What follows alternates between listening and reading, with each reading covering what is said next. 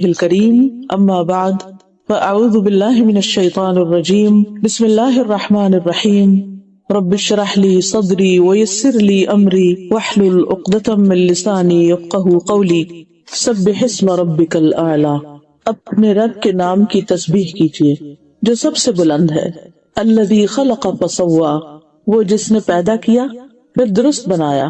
والذی قدر فہدی، اور وہ جس نے اندازہ ٹھہرایا پھر ہدایت بخشی۔ والذی اخرج المرعی، وہ جس نے چارہ اگایا۔ فجعلہ غثاء احوی، پھر اس نے اسے سیاہ کوڑا کرکٹ کر دیا۔ سنقرئک فلا تنسى، ہم ضرور آپ کو پڑھائیں گے پھر آپ نہیں بھولیں گے۔ الا ما شاء اللہ، مگر جو اللہ چاہے۔ انہ یعلم الجہر وما یخفی، یقیناً وہ کھلی بات کو بھی جانتا ہے اور اس بات کو بھی جو چھپی ہوئی ہے۔ فذکر ان نفعت الذکریٰ، تو آپ نصیحت کیجئے اگر نصیحت کرنا فائدہ دے۔ سیذکر من یخشی، ان قریب نصیحت حاصل کر لے گا جو ڈرتا ہے۔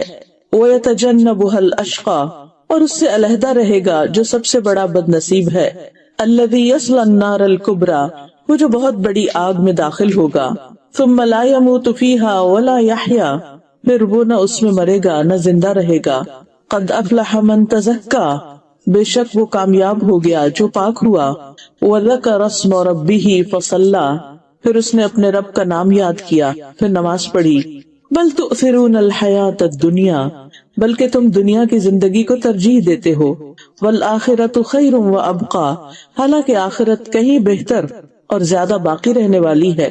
ان ھذا لفی الصحف الاولی، بے شک یہ بات یقیناً پہلے صحیفوں میں بھی تھی۔ صحف ابراہیم و موسیٰ، ابراہیم اور موسیٰ کے صحیفوں میں۔ سورۃ الاعلی قرآن مجید کی بہت اہم سورتوں میں سے ایک ہے۔ رسول اللہ صلی اللہ علیہ وسلم اس سورت کو عیدین یعنی دونوں عیدوں اور جمعہ کی نمازوں میں پڑھا کرتے تھے، اور اگر عید اور جمعہ ایک دن میں جمع ہو جاتے، جیسے صبح عید کی نماز ہے دوپہر کو جمعہ کی، تو بھی آپ ان دونوں سورتوں کو ہی نماز میں پڑھتے، یعنی سورۃ الاعلی اور سورۃ الغاشیہ۔ اسی طرح آپ نے یہ سورت ظہر کی نماز میں بھی پڑھی اور فجر کی نماز میں بھی، اور وتر کی پہلی رکعت میں آپ سبح اسم ربک الاعلی پڑھتے، اور اس کے بعد قل یا ایھا الکافرون، اور تیسری رکعت میں قل ھو اللہ احد۔ اس سے اندازہ ہوتا ہے کہ اس سورت کی کتنی زیادہ اہمیت ہے، یا اس میں جو میسج ہے ہم سب کے لیے وہ کتنا امپورٹنٹ ہے کہ آپ صلی اللہ علیہ وسلم اس کو بار بار ذکر کرتے ہیں، اس کو بار بار پڑھتے ہیں، اور خصوصاً بڑے اجتماعات میں، بڑی گیدرنگز میں، جیسے جمعہ کی گیدرنگ بڑی ہوتی ہے، عید کی بڑی ہوتی ہے۔ تو اسی طرح آپ صلی اللہ علیہ وسلم اس کے ساتھ سورۃ الغاشیہ جس میں آخرت کا بہت ذکر ہے اس کا ریمائنڈر دیا کرتے تھے۔ بار بار پڑھنے کا مطلب یہ ہے کہ انسان ان باتوں کو ہمیشہ یاد رکھے کہ انسان کی نیچر میں بھولنا، ایک چیز ایک وقت میں سوچتا ہے، پڑھتا ہے، جانتا ہے، سنتا ہے، اس کے دل پر اس کا اثر ہوتا ہے، پھر آہستہ آہستہ وہ کسی دوسری جگہ پر ہوتا ہے تو وہ پچھلی بات کا اثر ختم ہو جاتا ہے، چاہے وہ بات کتنی ہی زیادہ ہمارے دل کو لگی ہو، چاہے غم ہو، صدمہ ہو، دکھ ہو، کوئی ہرٹ ہو، تکلیف ہو یا خوشی ہو، ہر بات شروع میں بہت زیادہ انسان کو محسوس ہوتی ہے اور پھر آہستہ آہستہ انسان اس کو بھولنے لگتا ہے۔ اور اس میں بھی اللہ کی ایک رحمت ہے کہ اگر انسان ہر بات ہر وقت اس شدت کے ساتھ یاد رکھے تو جینا مشکل ہو جائے۔ تو اس کا پھر فائدہ کیا ہے کہ انسان بار بار ایسی صورتوں کو پڑھتا رہے، یاد کرتا رہے۔ تو آج کی مجلس بھی دراصل ایک یاد دہانی ہے میرے لیے، آپ سب کے لیے۔ اس میں سب سے پہلی بات جو کی گئی ہے وہ ہے سبح اسم ربک الاعلی، اپنے رب کے نام سے تسبیح کیجیے یا اپنے رب کے نام کی تسبیح کیجیے، وہ رب جو اعلیٰ ہے، سب سے بلند ہے، سب سے اونچا ہے۔ اللہ سبحانہ تعالیٰ اپنی ذات کے اعتبار سے بھی بلند ہے، اپنی صفات کے اعتبار سے بھی بلند ہے۔ ذات کے اعتبار سے اللہ سبحانہ تعالیٰ عرش پر ہے، یعنی تمام مخلوقات سے اوپر عرش ہے، اور عرش کے بھی اوپر ہے اللہ رب العزت۔ عام طور پر لوگ کہتے ہیں نا کہ اللہ سبحانہ تعالیٰ ہر چیز کے اندر ہے، وہ یہاں بھی ہے، وہاں درخت میں بھی ہے، اور سمندر میں بھی ہے، اور ادھر نہیں۔ اللہ سبحانہ تعالیٰ کی شان کے خلاف ہے یہ بات، اس کا ایک مقام ہے، ایک مرتبہ ہے، اور یہ ہماری فطرت میں بھی ہے۔ اگر ایک بچے سے بھی آپ پوچھیں کہ اللہ تعالیٰ کہاں ہے تو وہ فوراً اوپر کی بات کرے گا کہ اوپر، کیونکہ اللہ سبحانہ تعالیٰ کی ہماری زندگی میں جو اہمیت ہے یا جو مقام ہے یا جو قدر ہے یا جو محبت ہے، تو ہم سب کیا چاہتے ہیں کہ جب بھی اس کے بارے میں سوچیں تو بلندی کے بارے میں، اونچائی کے بارے میں، اوپر ہونے کے بارے میں۔ سورۃ المؤمنون میں آتا ہے فَتَعَالَى اللَّهُ الْمَلِكُ الْحَقُّ لَا إِلَٰهَ إِلَّا هُوَ رَبُّ الْعَرْشِ الْكَرِيمِ، پس بہت بلند ہے اللہ جو سچا بادشاہ ہے، اس کے سوا کوئی معبود نہیں، عزت والے عرش کا رب ہے۔ پھر اسی طرح عرش کی بلندی کو اگر آپ دیکھیں تو یعنی اللہ سبحانہ تعالیٰ کی بلندی اور اس کے مقام کی بلندی کو دیکھنے کے لیے اگر ہم تھوڑا سا اس چیز کو دہرا لیں کہ ہمارے اوپر کی بلندیاں کتنی ہے، یعنی ہمارے اوپر کیا کچھ ہے۔ سب سے پہلے تو یہ کہ ہمیں آسمان نظر آتا ہے، اور یہ آسمان صرف ایک نہیں بلکہ 7 آسمان ہیں جن کا ذکر سورۃ نوح میں بھی آتا ہے، خاص طور پر کہ یہ طباق ہیں، ایک کے اوپر ایک ہے۔ الم تروا کیف خلق اللہ 7 سماوات طباقا، کیا تم دیکھتے نہیں کہ اللہ سبحانہ تعالیٰ نے کس طرح 7 آسمانوں کو اوپر نیچے پیدا کیا۔ طباق وہ چیز ہوتی ہے کہ جو ایک کے بعد ایک ہوتی ہے۔ اور پھر اللہ سبحانہ تعالیٰ غور و فکر کی بھی دعوت دیتے ہیں، وَإِلَى السَّمَاءِ كَيْفَ رُفِعَتْ، اور دیکھو آسمان کی طرف کہ کیسے بلند کیا گیا، یعنی کتنا اونچا ہے۔ اور پھر ان 7 آسمانوں کے بعد جنت ہے، اور جنت کے 100 درجے ہیں، اور ہر درجے کا درمیانی فاصلہ، رسول اللہ صلی اللہ علیہ وسلم نے اس کے بارے میں فرمایا جنت میں 100 درجے ہیں، ہر 2 درجوں کے درمیان اتنا فاصلہ ہے جیسا کہ زمین اور آسمان کے درمیان کا فاصلہ۔ سبحان اللہ، یہاں سے ہمیں سب سے بلند ترین چیز جو نظر آتی ہے وہ آسمان ہے، تو جنت میں ایک درجے سے دوسرا درجہ۔ اچھا، دنیا میں بھی لوگوں کے درمیان درجے ہوتے ہیں، کوئی کسی مقام پر ہوتا ہے، کوئی کسی مقام پر، کبھی علم کے اعتبار سے، کبھی مال کے اعتبار سے، کبھی کسی اور چیز کے اعتبار سے، لیکن وہ درجے ان میں فرق بہت زیادہ نہیں ہوتا۔ مگر جنت میں جو پہلے درجے پر ہوگا اس میں اور صرف اس کے نیکسٹ لیول میں اتنا زیادہ فرق ہے جتنا زمین سے آسمان کا فاصلہ ہے۔ آپ دیکھیے کہ ایک ایک درجہ پانے کے لیے انسان کو پھر کتنی طلب، تڑپ، تمنا، نیت اور کوشش کی ضرورت ہے۔ پھر فرمایا کہ فردوس اس کا اعلیٰ ترین درجہ، سب سے اوپر کا درجہ ہے، اسی سے جنت کی 4 نہریں نکلتی ہیں اور اس کے اوپر عرش ہے۔ اور جب بھی تم اللہ سے سوال کرو تو جنت الفردوس کا کرو، یعنی اعلیٰ ترین مقام کا، کیونکہ جب انسان اعلیٰ کا سوال کرے گا تو پھر کوششیں بھی اپنی اعلیٰ کرنا شروع کرے گا۔ مجاہد ایک مفسر ہیں، وہ اس آیت کی تفسیر میں جو سورۃ مریم میں آتی ہے وَقَرَّبْنَاهُ نَجِيًّا، اس کے بارے میں کہتے ہیں کہ 7ویں آسمان اور عرش کے درمیان 70,000 پردے ہیں، یعنی دیکھیے کہ وہ فاصلہ بذات خود پھر اور بہت اونچا ہے۔ اور اللہ تعالیٰ موسیٰ علیہ السلام کو اپنے قریب کرتے رہے یہاں تک کہ دونوں کے درمیان ایک پردہ رہ گیا۔ جب اس جگہ کو دیکھا جہاں لوح محفوظ پر لکھنے کی قلم کی آواز سنی تو کہا ربی ارنی انظر الیک، اے میرے رب مجھے دکھا کہ میں تجھے دیکھوں۔ تو اللہ تعالیٰ نے کیا فرمایا، قال لن ترانی، تو مجھے ہرگز نہیں دیکھ سکتے، کیونکہ حجابہ نور، اللہ سبحانہ تعالیٰ کا جو حجاب ہے وہ نور ہے، اور اگر وہ ہٹ جائے تو اس کے جو چہرے کی صرف ایک کرن، یا وہ کہنا چاہیے کہ وہ جو لائٹ ہے وہ ہر چیز کو جلا کے رکھتے، تو کسی انسان کے اندر اتنا یارہ ہی نہیں۔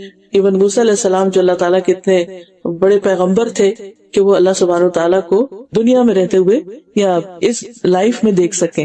ہاں، قیامت کے دن اور جنت میں خاص طور پر اللہ تعالیٰ اہل ایمان کو وہ طاقت بخشیں گے کہ جس کی وجہ سے وہ اللہ تعالیٰ کو دیکھنے کے قابل ہو سکیں گے، اور جب اللہ تعالیٰ کو دیکھیں گے تو اس کے بعد جنت بھی ان کی نگاہوں میں بہت چھوٹی ہو جائے گی۔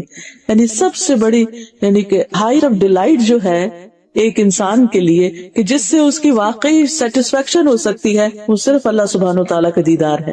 اس سے کم کی جتنی بھی چیزیں ہیں ان کو انسان دیکھتا ہے، وقتی طور پر خوش ہوتا ہے، پھر تھوڑے دن کے بعد اس کی قدر انسان کی نگاہوں سے ہٹ جاتی ہے، پھر اس کے بعد کچھ اور دیکھتا ہے، لیکن یہ سیٹسفیکشن ہو ہی نہیں سکتی جب تک کہ ایک مومن اپنے رب کو نہ دیکھ لے۔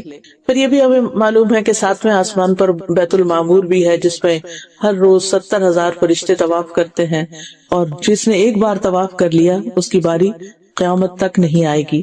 رسول اللہ صلی اللہ علیہ وسلم نے فرمایا، یہ صحیح بخاری کی روایت ہے کہ میرے لیے بیت المعمور کھول دیا گیا۔ اسے ہمیں تو بڑا شوق ہوتا ہے نا کہ کعبہ کے اندر کسی طرح جائیں، تو معراج پر نبی صلی اللہ علیہ وسلم کے لیے بیت المعمور کو کھول دیا گیا۔ بس میں نے جبریل سے پوچھا تو انہوں نے بتایا کہ یہ بیت المعمور ہے، اس میں 70,000 فرشتے روزانہ نماز پڑھتے ہیں، اور جو ایک بار عبادت کر کے باہر نکل جائے تو دوبارہ اندر واپس نہیں آ سکتے، یعنی قیامت تک ان کی باری پھر نہیں آئے گی۔ ہم تو خوش قسمت ہے کہ ایک دفعہ حج عمرہ کر لیا اور پھر جانا چاہے تو پھر جا سکتے ہیں، لیکن یہ کہ وہاں پر اللہ کی عبادت کے لیے اتنے زیادہ فرشتے موجود ہیں، تو اس سے اندازہ ہو سکتا ہے کہ ہمارا رب کتنا اعلیٰ اور کتنا بلند ہے۔ اور پھر ہم یہ بھی جانتے ہیں کہ رب کے عرش کو فرشتے اٹھائے ہوئے ہیں، یہ نہیں ہمیں پتہ چلتا کہ رب اس پر بیٹھا ہے یا کھڑا ہے یا کیا کیفیت ہے، اس کے بارے میں نہ ہمیں علم دیا گیا، نہ ہمیں سوچنا چاہیے، نہ اس کے بارے میں غور کرنا چاہیے، نہ کوئی بحث مباحثہ، لیکن اتنا ہم دیکھ سکتے کہ عرش خود کتنا بڑا ہے۔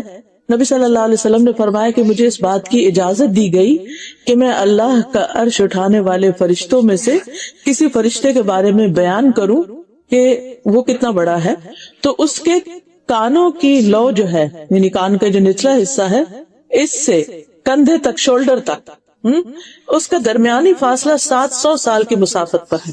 ایک فرشتے کے صرف یعنی گردن ہی سمجھے اس کو، تو گردن اگر اتنی اونچی ہے تو وہ خود کتنا اونچا ہوگا، اور پھر وہ عرش کو اٹھائے ہوئے ہیں، تو اس سے اندازہ لگائیے کہ ساتویں آسمان کے اوپر کتنی زیادہ اور بلندی ہے کہ جس کے بعد عرش آتا ہے، اور اس عرش کو پھر یہ فرشتہ جو اٹھاتا ہے وہ خود کتنا بڑا ہے، ظاہر وہ بڑا ہے تو اتنا ہی فاصلہ ہوگا نا کہ جس کے پرے پھر وہ کھڑا بھی ہو سکتا ہے اور اٹھائے ہوئے بھی ہیں۔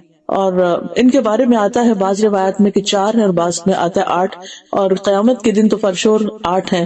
قرآن مجید میں آتا ہے وَيَحْمِلُ عَرْشَ رَبِّكَ فَوْقَهُمْ يَوْمَئِذٍ ثَمَانِيَةٌ، اور تیرے رب کا عرش اس دن اپنے اوپر 8 فرشتے اٹھائے ہوئے ہوں گے۔ پھر اسی طرح ان 7 آسمانوں اور عرش کے علاوہ کرسی کا ذکر بھی ملتا ہے۔ یہ کرسی کا ذکر آیت الکرسی میں بھی آتا ہے کہ وسع کرسیہ السماوات والارض، کہ اس کی کرسی آسمان و زمین پر چھائی ہوئی ہے یا اس پر وسیع ہے۔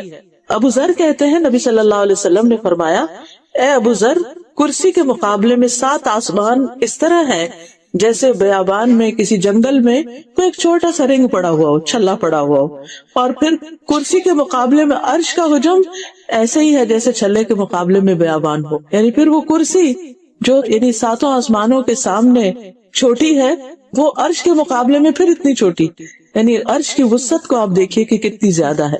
تو اللہ سبحانہ تعالیٰ اپنی ذات کے اعتبار سے انتہائی بلند ہے، تو اس لیے جب ہم اس کی تسبیح کریں، سبح اسم ربک الاعلی، کہ تسبیح کیجئے اپنے رب کے نام کی جو بہت اعلیٰ ہے، تو اس کی بلندی اور اس کی عظمت اور اس کی گریٹنس اور اس کی قدرت وہ ہمارے دل میں آنی چاہیے۔ صرف ہم ایک سبحان اللہ سبحان اللہ سبحان اللہ کر کے تسبیح کر کے ختم نہ کرے، بلکہ اللہ سبحانہ وتعالیٰ کو اپنے دل میں، اپنے جذبات میں، اپنے زبان سے ذکر میں اس کو وہ مقام دے یا اس کی عظمت کو محسوس کیا کرے۔ پھر اللہ سبحانہ وتعالیٰ اپنی صفات کے اعتبار سے، اپنے ناموں کے اعتبار سے بھی سب سے بلند ہے۔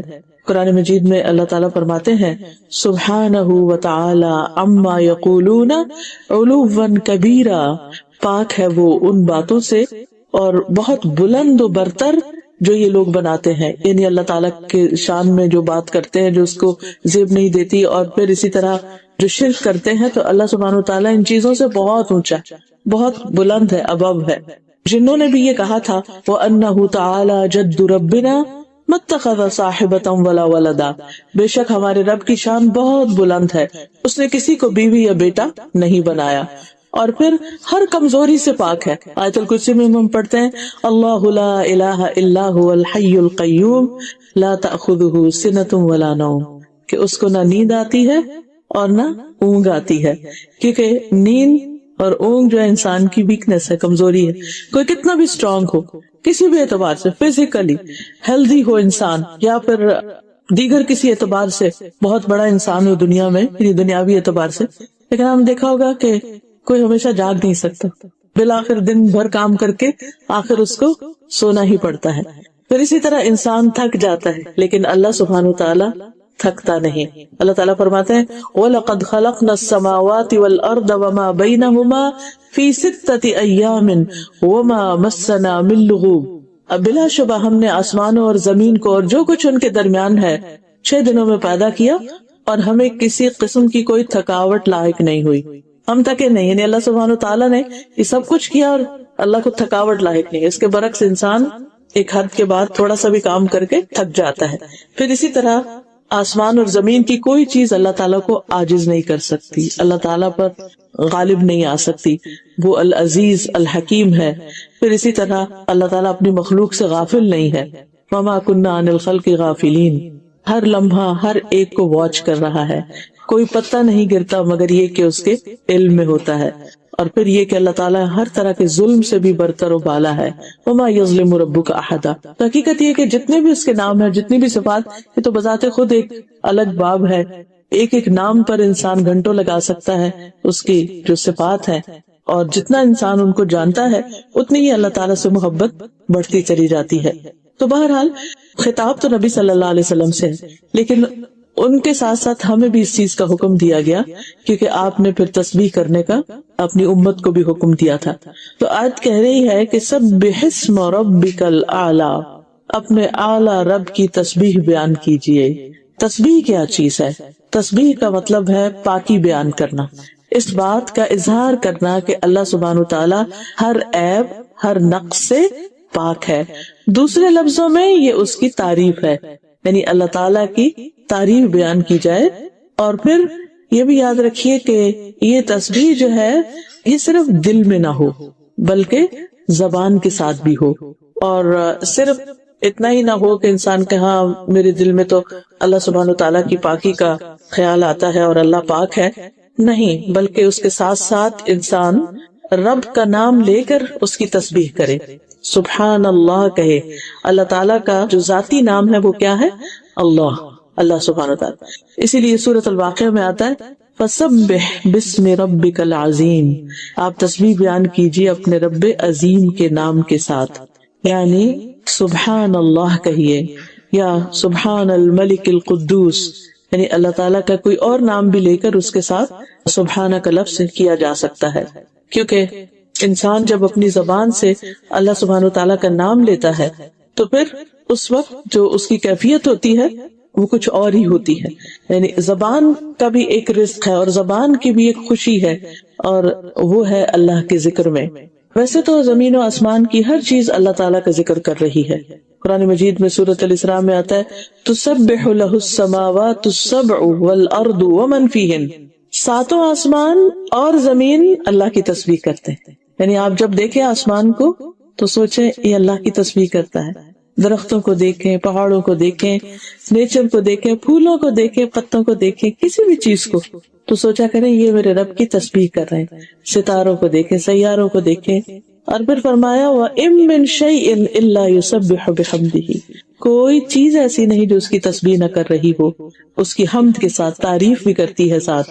وَلَٰكِن لَّا تَفْقَهُونَ تَسْبِيحَهُمْ، لیکن تم ان کی تسبیح کو سمجھتے نہیں، تم نہیں جانتے کہ یہ کس زبان میں کر رہے ہیں یا ان کی تسبیح کرنے کا انداز کیا ہے. إِنَّهُ كَانَ حَلِيمًا غَفُورًا. پھر اسی طرح آپ دیکھیے کہ اللہ سبحانہ وتعالیٰ کی تسبیح جو ہے وہ تمام مخلوق کے رزق کی کنجی بھی ہے.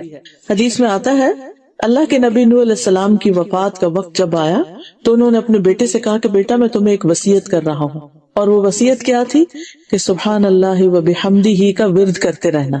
یہ ہر چیز کی نماز ہے اور اس کے ذریعے مخلوق کو رزق ملتا ہے، یعنی یہ رزق کی کنجی بھی ہے ساری مخلوق کی. تو جب ساری مخلوق کے رزق کی کنجی ہے تو ظاہر انسان بھی اس میں شامل ہو جاتے. اب یہ جو سبحان اللہ و بحمدہ ہی ہے، یعنی مختصر سا ذکر ہے، اس کو خاص طور پر صبح اور شام پڑھنا جو ہے 100 بار تمام گناہوں کی معافی کا ذریعہ بنتا ہے. اور سورۃ النور میں آتا ہے کہ کل قد علم صلاتہ و تسبیحہ، ہر مخلوق جو ہے اس کو اپنی نماز اور تسبیح کا علم ہے کہ اسے نماز کیسے ادا کرنی ہے اور تسبیح کیسے کرنی ہے. تو یہ ان کی تسبیح ہے سبحان اللہ و بحمدہ. پھر ہم دیکھتے ہیں کہ فرشتے بھی تسبیح کرتے ہیں. جب آدم علیہ السلام کے پیدا ہونے کا ذکر ہوا تو انہوں نے کیا کہا وَنَحْنُ نُسَبِّحُ بِحَمْدِكَ وَنُقَدِّسُ لَكَ. تو جب رسول اللہ صلی اللہ علیہ وسلم سے سوال کیا گیا کہ کون سا کلام افضل ہے تو آپ نے فرمایا جو اللہ تعالیٰ نے اپنے فرشتوں اور اپنے بندوں کے لیے چنا، اور وہ ہے سبحان اللہ و بحمدہ.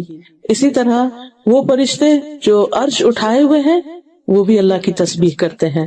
الذین یحملون العرش ومن حولہ، یعنی کچھ فرشتے تو عرش اٹھائے ہوئے اور کچھ فرشتے عرش کے ارد گرد طواف کرتے ہیں، تو وہ بھی کیا کرتے ہیں؟ یسبحون بحمد ربہم، اپنے رب کی حمد کے ساتھ اس کی تسبیح کرتے ہیں۔ قیامت کے دن بھی ایسا ہی ہوگا۔ وَتَرَى الْمَلَائِكَةَ حَافِّينَ مِنْ حَوْلِ الْعَرْشِ يُسَبِّحُونَ بِحَمْدِ رَبِّهِمْ، آپ دیکھیں گے کہ فرشتے عرش کے گرد حلقہ باندھے ہوئے، یعنی پورا سرکل کیے ہوئے ہوں گے اور اس کے ساتھ ساتھ تسبیح پڑھ رہے ہوں گے۔ سوچیے کیا منظر ہوگا اور کیا جلال ہوگا اور کیا رب کی عظمت کا احساس ہوگا اس وقت انسان کو، کہ جب اتنی بڑی بڑی مخلوق جو ہے وہ اللہ کی تسبیح کر رہی ہوگی۔ اور یہ اللہ تعالیٰ کا پسندیدہ کلام ہے، اور ہم دیکھتے ہیں کہ نماز کے شروع میں بھی ہم کہتے ہیں سبحانک اللہم و بحمدک و تبارک اسمک و تعالی جدک۔ پھر اسی طرح ہم نماز کے اندر بھی تسبیح کرتے ہیں۔ رسول اللہ صلی اللہ علیہ وسلم نے فرمایا، تم لوگ اللہ کی عظمت کا جو ذکر کرتے ہو، یعنی تسبیح، تحلیل لا الہ الا اللہ اور تحمید یعنی الحمدللہ، جسے ہم ان سب کو ایک جملے میں اکٹھا کر لیتے ہیں نا، سبحان اللہ والحمد للہ ولا الہ الا اللہ واللہ اکبر، فرمائے کہ تمہارے یہ کلمات عرش کے گرد چکر لگاتے ہیں۔ یعنی جب بندہ ان کلمات سے ذکر کرتا ہے تو یہ کلمات اوپر اٹھتے ہیں۔ قرآن مجید میں اس کا ذکر آتا ہے کہ والکلم الطیب یرفعہ، پاکیزہ کلمات جو ہے انسان کے اعمال کو بھی اوپر لے جاتے ہیں، اور انسان جو ہے وہ اللہ کا ذکر بھی کرتا ہے اور وہ بھی اوپر جاتے ہیں۔ فرمایا ان کلمات کی ایسی بنبناہٹ ہوتی ہے جیسے شہد کی مکھیوں کی بنبناہٹ۔ وہ کلمات اپنے ذکر کرنے والے، یعنی وہ آوازیں جو ہوتی ہیں، پھر وہ جیسے قرآن میں آتا ہے نا فاذکرونی اذکرکم، کہ جب ہم ذکر کرتے ہیں تو ہمارا ذکر اوپر اٹھتا ہے، اور جب وہ اوپر اٹھتا ہے تو پھر اللہ سبحانہ وتعالی ہمیں یاد کرتے ہیں۔ فرمایا کیا تم میں سے کوئی نہیں چاہتا کہ اس کے لیے کوئی ایسا ہو یا ہمیشہ اس کی یاد دلائی جاتی رہے؟ یعنی تم یہ نہیں چاہتے کہ تمہاری یاد ہر وقت دلائی جاتی رہے، یعنی اللہ کے ہاں تمہارا ذکر ہوتا رہے؟ تو وہ اسی صورت میں ہو سکتا ہے جب انسان ہر وقت تسبیح پڑھتا رہے، یعنی کام کاج کے دوران اٹھتے بیٹھتے چلتے پھرتے کچھ مشکل نہیں، جیسے حدیث میں آتا ہے کلمتان حبیبتان الی الرحمن خفیفتان علی اللسان ثقیلتان فی المیزان سبحان اللہ و بحمدہ سبحان اللہ العظیم۔ یہ پورا بھی پڑھ سکتے ہیں، اس کو آدھا بھی پڑھ سکتے ہیں کہ دو کلمے جو اللہ کے یہاں بڑے ہی محبوب ہیں، میزان میں بہت بھاری ہیں، زبان پہ بہت ہلکے ہیں، اور وہ سبحان اللہ و بحمدہ سبحان اللہ العظیم۔ پھر اسی طرح یہ کلمات جو یہ تسبیح، یہ پریشانی اور خوف کو بھی دور کرنے والی۔ نبی صلی اللہ علیہ وسلم نے فرمایا جو شخص رات سے خوف کھائے، یعنی رات کا اندھیرا اس کو ڈرائے۔ بعض لوگ اکیلے رہتے ہیں، جو رات ہوتی ہے، جیسے موسم آتا ہے، سن لائٹ کم ہو جاتی، دن بہت چھوٹے ہوتے ہیں، تو عجیب طرح کا ڈپریشن بعض لوگوں کو ہونے لگتا ہے، یہ گھبراہٹ ہونے لگتی۔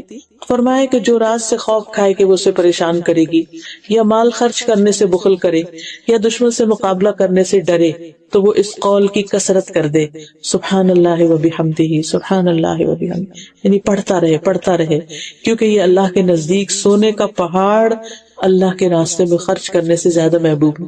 اتنی ہم میں سے کس کے پاس سکت کہ وہ ایک پہاڑ اللہ کے راستے میں سونے کا صدقہ کرے؟ تو جب انسان اتنا نہیں کر سکتا تو پھر یہ تسبیح کرتا رہے تو یہ اس کے برابر ہوگی۔ پھر ہر روز انسان کے جسم پر صدقہ واجب ہوتا ہے۔ حدیث میں آتا ہے کہ ہر روز انسان جب صبح کرتا ہے تو اس کے 360 جوڑوں پر صدقہ واجب ہوتا ہے، اور ہر روز جان کا یہ صدقہ دینا ہوتا ہے انسان کو۔ تو لوگوں کا کہ ہمارے پاس تو اتنا مال نہیں کہ ہم اتنا صدقہ کر سکیں، تو اس پر آپ نے فرمایا کہ سبحان اللہ کہنا جو ہے یہ بھی صدقہ ہے، الحمدللہ کہنا بھی صدقہ ہے، لا الہ الا اللہ کہنا بھی صدقہ ہے، اللہ اکبر کہنا بھی صدقہ ہے، نیکی کا حکم دینا بھی صدقہ ہے، برائی سے روکنا بھی صدقہ ہے۔ تو یہ ساری چیزیں کیا ہیں؟ صدقہ بھی شمار ہوتی ہیں۔ پھر اسی طرح یہ کہ انسان کو نیکیاں ملتی ہیں، گناہ مٹتے ہیں، اور خاص طور پر یہ سبحان اللہ و بحمدہ دن میں اگر 100 بار انسان پڑھتا ہے تو اس کے گناہ معاف کر دیے جاتے ہیں، خواہ وہ سمندر کی جھاگ برابر ہی کیوں نہ ہو۔ پھر اسی طرح الحمدللہ کہنا میزان کو بھر دیتا ہے، اور سبحان اللہ الحمدللہ ملا کر کہا جائے زمین آسمان کے درمیان کی فضا بھر جاتی ہے۔ پھر اسی طرح صبح کے وقت خاص طور پر سبحان اللہ و بحمدہ عدد خلقہ ورضا نفسہ وزنۃ عرشہ ومداد کلماتہ، یہ اگر انسان 3 دفعہ پڑھتا ہے تو یہ بہت سے کلمات پر اور بہت سارے ذکر کے اوپر بھاری ہے۔ پھر اسی طرح تسبیحات جو ہیں یہ آگ سے بچاؤ کا ذریعہ بھی ہیں، یعنی آخرت میں، اور یہ جنت میں درخت لگانے کا ذریعہ بھی ہے تسبیحات۔ جو انسان تسبیح کرتا ہے اس کے لیے جنت میں کھجور کا درخت لگا دیا جاتا ہے۔ یاد رکھیے کہ جنت وہ گھر ہے کہ جس کی زمین اللہ نے سب کے حصے میں رکھی، سب بنو آدم کی، اور جہنم کی زمین سب کے لیے رکھی. تو کچھ لوگوں نے اپنی جنت کی زمین آباد کر لی اور کچھ نے اپنی جہنم کی کر لی. تو جیسے میں نے عرض کیا کہ جنت کے 100 درجے ہیں، اور پھر وہاں بھی انسان کے اعمال کے مطابق ہی ڈیکوریشن اور اس کی خوبصورتی اور اس کا حسن اور اس کے درجوں کی بلندی ہوگی. تو اس لیے انسان کو حریص ہونا چاہیے کہ اپنی زبان کو اللہ کے ذکر سے تر رکھے. اور پھر خاص طور پر اللہ تعالیٰ نے حکم بھی دیا ہے، اور خصوصاً صبح و شام کے اوقات میں، دن میں اگر بہت کام کاج ہو یا ایسی آپ کی مصروفیت ہو کہ جس میں آپ ٹریک نہیں رکھ سکتے، لیکن صبح اور شام میں ضرور انسان وقت نکالے، تھوڑی دیر بیٹھ کر اللہ کا ذکر کرے. اگر بیٹھا نہ جائے تو کام کاج کرتے ہوئے بھی کیا جا سکتا ہے، خاص طور پر جب سورج طلوع ہو رہا ہو. پھر اسی طرح نماز کے آغاز میں، رکوع اور سجدے میں آپ صلی اللہ علیہ وسلم نے سبحان ربی الاعلیٰ اسی آیت کے بعد بتایا تھا کہ سجدے میں یہ شامل کر لیا جائے. اور آپ دیکھیے کہ جب ہم سجدہ کرتے ہیں نا تو بالکل عاجزی کی ہماری کیفیت ہوتی ہے نا، کہ بالکل اللہ کے حضور جھکے ہوئے ہوتے ہیں، اور اس وقت ہم زبان سے کیا نکال رہے ہوتے ہیں؟ پاک ہے میرا رب جو بڑا ہی اعلیٰ ہے، میں تو بہت چھوٹی چیز ہوں، میں تو حقیر بندہ ہوں، اور اعلیٰ اور بلند اور بزرگ تو میرا رب ہی ہے. پھر نماز کے بعد ہم تسبیح کرتے ہیں 33 بار سبحان اللہ، پھر 33 بار الحمدللہ. اگر 33 بار ناممکن ہو تو پھر کم از کم 10 بار انسان کر لے. پھر اسی طرح سوتے ہوئے کرنا پسندیدہ ہے. حضرت فاطمہ رضی اللہ تعالیٰ عنہ کو آپ نے یہ سکھائی تھی، کیونکہ وہ کام کاج کر کے تھک جاتی تھی، تو آپ نے ان کو بتایا کہ جب تم تھک جاؤ تو یہ تسبیحات پڑھ لو تو تمہاری تھکاوٹ دور ہو جائے گی. تو انسان واقعی جب رات کو لیٹتا ہے اور بعض اوقات نیند نہیں آتی یا کچھ، آپ تسبیح پڑھنا شروع کر دیں تو آپ کے اوپر ایسی سکینت طاری ہوگی کہ آپ کو پتہ بھی نہیں چلے گا اور سو چکے ہوں گے. نبی صلی اللہ علیہ وسلم کے جو آخری الفاظ ہوتے تھے رات کو سوتے وقت تسبیح ہی کے ہوتے تھے. ربیہ کہتے ہیں کہ میں دن بھر رسول اللہ صلی اللہ علیہ وسلم کی خدمت کیا کرتا تھا، جب رات آتی تو آپ کے دروازے کے پاس سو جاتا. میں ہمیشہ سنتا کہ آپ یہ پڑھ رہے ہیں سبحان اللہ سبحان اللہ سبحان ربی. میں تھک جاتا، میری آنکھوں پہ نیند غالب آتی، لیکن آپ یہ تسبیح پڑھ رہے ہوتے تھے. اس سے یہ پتہ چلتا ہے کہ جب باقی اذکار وغیرہ اور قرآن کی کچھ صورتیں، سورۃ ملک وغیرہ یہ انسان پڑھ لیتا ہے تو پھر سوتے ہوئے آخری جو کلمات اس کے منہ سے نکلنے چاہیے سبحان اللہ سبحان اللہ سبحان اللہ، یہ سبحان اللہ و بحمدہ سبحان ربی جیسے بھی ہو. اسی طرح رسول اللہ صلی اللہ علیہ وسلم جب قرآن پڑھتے تھے تو جب کوئی خوف والی جہنم والی آیت آتی تو اللہ کی پناہ مانگتے، رحمت والی آیت آتی تو اللہ کی رحمت مانگتے، اور جب ایسی آیت سے گزرتے جس میں اللہ کی تسبیح بیان کی گئی تو آپ بھی سبحان اللہ کہتے. خاص طور پر آپ دیکھیں مسبحات جو ہیں آخری پاروں میں جو صورتیں ہیں جس میں سبح للہ ما فی السماوات و ما فی الارض ریپیٹڈلی آتا ہے، تو جب آپ پڑھیں تو رک کے آپ بھی اس وقت تسبیح کریں سبحان ربی الاعلیٰ یا سبحان اللہ. اسی طرح بجلی کی کڑک سن کر، اور ویسے بغیر موقع کے بھی انسان اس کو پڑھ سکتا ہے، کیونکہ انسان کی رنج، غم، دکھ، پریشانیاں، رزق کی تنگی، ان سب چیزوں کا ایک طرح سے علاج ہے. تو فرمایا سبح اسم ربک الاعلی، کون ہے تمہارا رب؟ الذی خلق فسوی، جس نے پیدا کیا اور پھر درست بنایا. یعنی انسان کو اس طرح اس کو ہموار بنایا کہ اگر یہ اوپر کی سکن نہ ہوتی اور یہ پیڈنگ نہ ہوتی ہماری تو پھر ہر انسان کے لیے دوسرے کو چپتی ہی رہتی، اور انسان کے لیے دیکھنے میں بھی تکلیف دہ ہوتا اور ساتھ رہنے کے اعتبار سے بھی. یعنی ہم جو لائف کو اتنا انجوائے کر رہے ہیں یہ اس وجہ سے کہ اللہ سبحانہ وتعالیٰ نے بالکل پرفیکٹ درست بنایا اور بہت سموتھ بنایا. والذی قدر فہدی، وہ جس نے اندازہ ٹھہرایا، تقدیر مقرر کی، پھر ہدایت بخشی. والذی اخرج المرعى، جس نے چارہ اگایا، نہیں صرف انسان کے لیے نہیں بلکہ ساری مخلوقات کے لیے رزق پیدا کیا. پھر نبی صلی اللہ علیہ وسلم کو خطاب ہے سنقرئک فلا تنسى. ہوتا یہ تھا کہ آپ صلی اللہ علیہ وسلم پر جب وحی نازل ہوتی تو آپ کو یاد رکھنی ہوتی تھی، تو آپ کو فکر ہو جاتی تھی کہ پتہ نہیں مجھے یاد رہے گی یا نہیں، تو وہ سننے کے ساتھ ساتھ پڑھنے لگتے. تو اللہ تعالیٰ نے فرمایا کہ نہیں، جب ہم پڑھ رہے ہوں یعنی فرشتہ آپ کو سنا رہا ہو تو اس وقت آپ خاموشی اختیار کر کے صرف سننے پر فوکس کریں. اسی لیے جب کبھی آپ کو امام کے ساتھ نماز پڑھنے کی کسی مسجد وغیرہ میں کبھی تراویح یا کہیں موقع ملے تو خاموشی سے پیچھے سے قرات سننی چاہیے، کیونکہ ہوتا ہی ہے جیسے بہت سے لوگوں کو سورۃ یاسین یاد ہوتی ہے یا سورۃ الملک، تو جو ہی امام تراویح پڑھتے پڑھتے اس سورت پہ آتا ہے سارے لوگ پیچھے پڑھنا شروع کر دیتے، تو اس سے امام کی نماز میں خلل ہو سکتا ہے. تو چاہے ہمیں آتا ہو یا نہ آتا ہو، جب امام قرات کر رہا ہو تو ہمارا فرض ہے کہ ہم اس قرات کو سنیں. الا ما شاء اللہ انہ یعلم الجہر وما یخفی، مگر جو اللہ چاہے ہم ضرور آپ کو پڑھائیں گے، پھر آپ نہیں بھولیں گے، یعنی آپ بے فکر ہو جائیں. اللہ سبحانہ و تعالیٰ نے جو ذمہ داری آپ پر ڈالی ہے لوگوں تک یہ کلام پہنچانے کی، تو پھر وہی آپ کی حفاظت کرے گا اور آپ کو یہ سکھا دے گا. پھر ہے وَنُيَسِّرُكَ لِلْيُسْرَىٰ، ہم آپ کے لیے آسانی پیدا کریں گے، یعنی ہم آپ کی آسانی کی طرف رہنمائی کریں گے. اب زندگی میں انسان پر مشکلات بھی آتی ہیں لیکن اس کے ساتھ ساتھ آسانی بھی ہوتی ہے. قرآن مجید میں آتا ہے اِنَّ مَعَ الْعُسْرِ يُسْرًا، تنگی کے ساتھ آسانی بھی ہے. لیکن یہ آسانی کب ہوتی ہے؟ مشکلات میں آسانیاں کب ہوتی ہیں؟ غم جھیلنا آسان کب ہوتے ہیں؟ تکلیفیں برداشت کرنا آسان کب ہوتا ہے؟ وہ اس وقت ہوتا ہے جب انسان کے اندر کچھ کوالٹیز ہوتی ہیں، کچھ چیزیں اختیار کرتا ہے. نمبر 1 تقوی. سورۃ الطلاق میں اللہ تعالیٰ فرماتے ہیں وَمَن يَتَّقِ اللَّهَ يَجْعَل لَّهُ مِنْ أَمْرِهِ يُسْرًا، جو شخص اللہ سے ڈرے گا تو اللہ تعالیٰ اس کے کام میں آسانی پیدا کر دیں گے. سورۃ اللیل میں آتا ہے فَأَمَّا مَنْ أَعْطَى وَاتَّقَى وَصَدَّقَ بِالْحُسْنَى فَسَنُيَسِّرُهُ لِلْيُسْرَىٰ، تو جس نے مال خرچ کیا، دیا اور تقوی اختیار کیا اور نیکی کی باتوں کی، بھلائی کی باتوں کی تصدیق کی تو ہم اسے آسان راستے پر چلنے کی سہولت دیں گے، یعنی اس کے لیے ہم آسانیاں پیدا کر دیں گے. اسی طرح جو شخص کسی دوسرے کے لیے آسانی پیدا کرتا ہے اللہ تعالیٰ اس کے لیے آسانیاں کر دیتے ہیں. ایک شخص تھا بنی اسرائیل میں، وہ لوگوں کو قرض دیا کرتا تھا اور اس نے اپنے غلام کو کہہ رکھا تھا کہ اگر کوئی شخص آئے اور نہ ادا کر سکے تو اس پہ سختی نہیں کرنا، اس کو ڈیل دے دینا، مہلت دے دینا، اور اگر کوئی ایسا جو دے ہی نہیں سکتا واپس تو اس کو معاف کر دینا. تو اس کے اس طرز عمل، اس اخلاق کی وجہ سے اللہ سبحانہ وتعالیٰ نے اس کو بخش دیا، اس کے لیے آسانی فرما دی. اور ویسے بھی حدیث ہے، نبی صلی اللہ علیہ وسلم فرمایا جس نے کسی مومن سے دنیا کی تکلیفوں میں سے کسی تکلیف کو دور کیا، اللہ تعالیٰ اس سے قیامت کے دن کی تکلیفوں میں سے کسی تکلیف کو دور کر دے گا. اس اعتبار سے میں دیکھتی ہوں کہ ڈاکٹرز کا پیشہ جو ہے یہ بہت ہی اجر و ثواب والا ہے اور بہت اس اعتبار سے فائدے والا ہے کہ وہ دوسروں کے دکھ درد دور کرنے کا ذریعہ بنتے ہیں.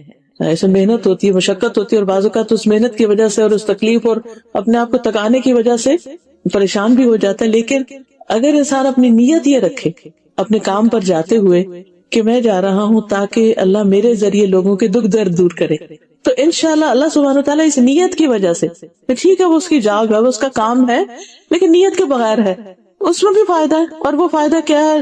دنیا کا فائدہ. لیکن جب انسان اس نیت سے جاتا ہے کہ میں دوسروں کا دکھ دور کروں تو آپ دیکھیے کہ اس کے کام کی کوالٹی بھی بڑھ جائے گی. وہ کام کر کے چاہے وہ تھکا، اس کے اندر ایک خوشی کا بھی احساس ہوگا کہ میں نے کسی کا دکھ دور کیا، اور پھر اجر ہی اجر ہے، اور اللہ سبحانہ وتعالیٰ اس کے بدلے اس انسان کے دکھ دور کرے گا. اور پھر جس نے کسی تنگ دست پہ آسانی کی، اللہ اس پر دنیا اور آخرت میں آسانی کرے گا. اور یہ تنگی بعض اوقات ایسا بھی ہوتا ہے نا کہ جیسے کوئی ہمارے ساتھ بیٹھا ہے تو وہ بیچارہ صحیح سے بیٹھ نہیں پا رہا، ہم تھوڑا سا سمٹ جائیں، ہم تھوڑی سی جگہ بنا دیں اس کے لیے. کوئی بزرگ ہے اپنی چیز اٹھا نہیں سکتا، اس کی چیز اٹھا لیں.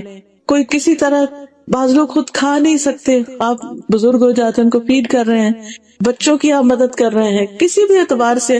تو اپنے گھر کے کام کاج میں بھی اگر آپ لگے ہوئے ہیں تو ان کو خوشی سے کیجئے کہ میں ان کی تکلیف دور کر رہی ہوں، اللہ تعالیٰ میری تکلیف کو دور کرے گا.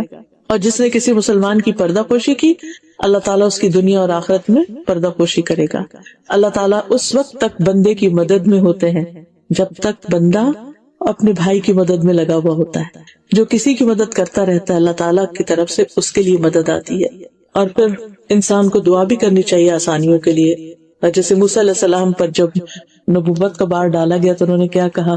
قال رب اشرح لی صدری ویسر لی امری، اللہ میرا سینہ کھول دے اور میرا کام آسان کر دے. اور یہ سینہ کھولنے کا مطلب صرف یہ نہیں ہوتا کہ ہمارا حافظہ اچھا ہو جائے، اس کا مطلب یہ ہوتا ہے کہ ہمارا دل بڑا ہو جائے، یعنی کہ جو دل کی گھٹن اور تنگی اور بخل یہ چیزیں ختم ہو جائے. تو وہ جب دل کھلتا ہے نا اور دل میں وسعت آتی ہے تو انسان لوگوں کی بڑی بڑی باتوں کو معاف کر دیتا ہے، انسان دوسروں کی جگہ اپنے آپ کو رکھ کے دیکھتا ہے، انسان کی سوچ میں بھی وسعت آتی ہے اور چھوٹی چھوٹی چیزیں اس کو پریشان نہیں کرتی. تو یہ دعا صرف اس وقت نہیں پڑھنی چاہیے جب ہم کوئی لیکچر دے رہے ہوں یا ہم صرف کوئی کتاب پڑھ رہے ہوں یا کوئی ایگزام ہو یا بچوں کو بتائیں، بلکہ عام زندگی میں بھی اس کو پڑھنا چاہیے کہ اللہ تعالیٰ میرا سینہ وسیع کر دے. یعنی جب دل بڑا ہوتا ہے نا تو انسان دوسروں کے دکھ درد بھی سن لیتا ہے، ان کے ساتھ ہمدردی بھی کر لیتا ہے، اور ان کی بہت سی زیادتیوں کو بھی وہ اتنا بڑا ہے کہ بس پھینکتے جاؤ، اندر پھینکتے جاؤ جیسے کوئی چیز گم ہو جائے نظر ہی نہ آئے. تو ایسا شخص اپنے دل پہ کوئی چیز ایسی نہیں رکھتا کہ جو اس کے لیے یا دوسروں کے لیے پھر تکلیف کا باعث ہو. پھر وَسَنُيَسِّرُكَ لِلْيُسْرَىٰ فَذَكِّرْ إِن نَّفَعَتِ الذِّكْرَىٰ سَيَذَّكَّرُ مَن يَخْشَىٰ وَيَتَجَنَّبُهَا الْأَشْقَىٰ. آپ نصیحت کیجئے اگر نصیحت فائدہ دے.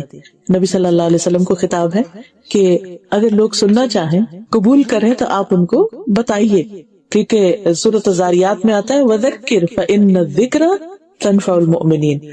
آپ نصیحت کرتے رہیے کیونکہ نصیحت مومنوں کو فائدہ دیتی ہے. اور آپ نے دیکھا ہوگا کہ بعض اوقات ہم جیسے اپنے ہی بچوں کو کوئی بات کہتے ہیں تو اس وقت وہ لگتا ہے انہوں نے سنی نہیں یا وہ سننا نہیں چاہ رہے، لیکن اگر ہم نہ کہیں ان کو تو اس کو بھی وہ مس کرتے ہیں اور اس کا ہمیں اندازہ نہیں ہوتا. ایک دفعہ ایسے میں نے غصے میں آ کے اپنے بیٹے سے کہا کہ اب میں اس کے بعد تمہیں نہیں کہوں گی، تو اس نے کہا نہیں آپ مجھے کہتی رہیں گی، کیپ ٹیلنگ می.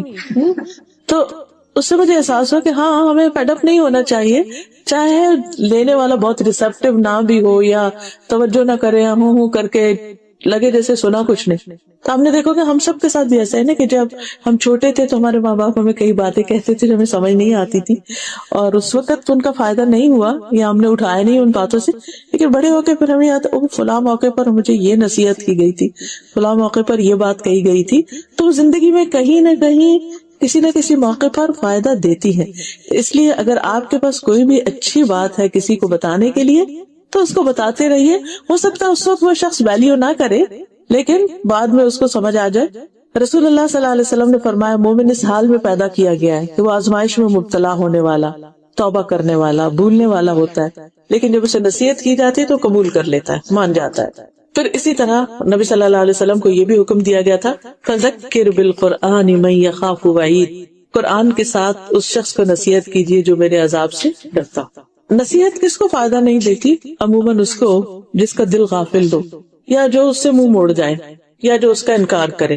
عبداللہ بن مسعود کہتے ہیں کہ رسول اللہ صلی اللہ علیہ وسلم نے فرمایا اللہ تعالیٰ کو سب سے زیادہ ناپسندیدہ بات یہ لگتی ہے کہ ایک آدمی دوسرے سے کہے کہ اللہ سے ڈرو اور وہ آگے سے جواب دے کہ تم اپنی فکر کرو.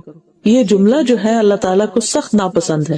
کبھی ہمیں غصہ آ جاتا ہے نا کہ کوئی ہمیں کچھ کہہ رہا ہو تو ہم کہتے ہیں بس ٹھیک ہے، مائنڈ یور اون بزنس، ہمیں زیادہ باتیں کرنے کی ضرورت نہیں. تو یہ بات اللہ تعالیٰ کو پسند نہیں، چاہے ہمیں اس وقت نہ بھی اچھے اریٹیٹ ہی ہو رہے ہو کسی کی باتوں سے، لیکن صبر کر جانا چاہیے. کیونکہ کچھ چیزیں ایسی ہیں جن کو قبول نہ کرنے کا نتیجہ بہت ہولناک اور خطرناک، جیسے رسولوں کی باتیں، ایمان لانے کی بات یا جو بنیادی فرائض کی ادائیگی کی بات ہے. فرمایا کہ جو بدبخت ہوگا وہ منہ موڑ جائے گا اور وہ پھر بہت بڑی آگ میں جا پڑے گا. یعنی اشارہ ہے جہنم کی آگ کی طرف جس کا ایندھن انسان اور پتھر ہوگے. ایک حدیث سے صرف اندازہ لگائیے کہ وہ کتنی ہولناک آگ ہے. نبی صلی اللہ علیہ وسلم نے فرمایا کہ اگر اس مسجد میں 1,00,000 یا زیادہ افراد بیٹھے ہوئے ہوں اور ان میں ایک جہنمی آدمی ہو اور وہ سانس لے لے اور اس کی سانس سب تک پہنچے تو اس سانس کے اثر سے مسجد لوگوں سمیت جل جائے. صرف سانس اتنا گرم ہوگا جہنم میں جانے والے کا. اللہ تعالیٰ ہم سب کو محفوظ رکھے، بچا کے رکھے کہ جو صرف سانس سب لوگوں کو جلا کے رکھ دے گا. اور پھر آپ دیکھیے کہ وہ اوپر بھی اور نیچے بھی اور آگے بھی اور پیچھے بھی اور دائیں بھی اور بائیں بھی، ہر طرف.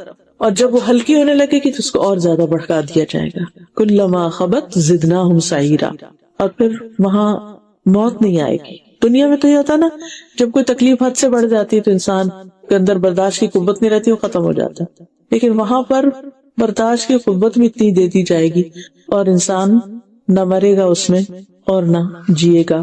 کھال پہ کھال بدلی جائے گی تاکہ لوگ عذاب کا مزہ چکھتے رہیں. اللہ تعالیٰ ہم سب کو اس سے محفوظ رکھے. اس سے بچنے کے طریقے کیا ہے اب سورت کے آخر میں وہ بتائے گئے. فرمایا قد افلح من تزکا وذکر اسم ربہ وصلی.